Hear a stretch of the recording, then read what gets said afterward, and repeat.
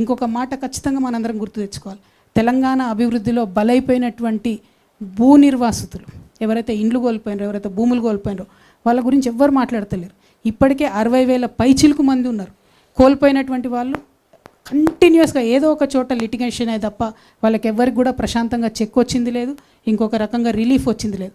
కాబట్టి భూ నిర్వాసితుల పక్షాన తెలంగాణ రక్షణ సేన ఉంటుందని చెప్పి వాళ్ళందరికీ విశ్వాసం కల్పిస్తూ మీకు అవసరమైతే లీగల్ హెల్ప్ కూడా మేము చేస్తామని ఈ సందర్భంగా తెలియజేస్తూ ఉన్నాం. వెలుగుమట్లలో ఇల్లు ఊలగొడితే ఒక పసికందు నిండు గర్భిణి పాపం ఆమె గర్భస్రావం అయితే పసికందు చంపేశారు. అదేవిధంగా కుమ్మెర గ్రామంలో ఒక 2 నెలల పాప చచ్చిపోతే ఇంతవరకు కనీసం కదలిక లేదు, ఎఫ్ఐఆర్ లేదు, ఎవరైతే దాష్టికం చేసినో వాళ్ళని అరెస్ట్ చేయలేదు. ఇంకొక పక్క ఈ గురుకులాల్లో పిట్టలు చచ్చిపోయినట్టు చచ్చిపోతారు.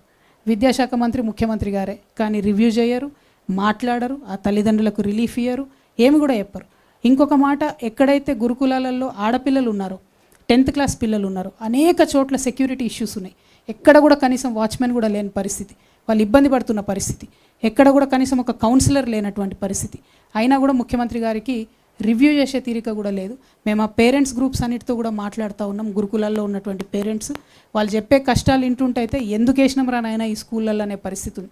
కానీ ఏం చేయలేం, పేదరికం ఉంది, ఇంకో దగ్గర ఫీజులు కట్టలేని పరిస్థితి ఉంది. కాబట్టి పిల్లల్ని చదివించాలి కాబట్టి అట్లా చదువుతున్న పరిస్థితి ఉన్నది.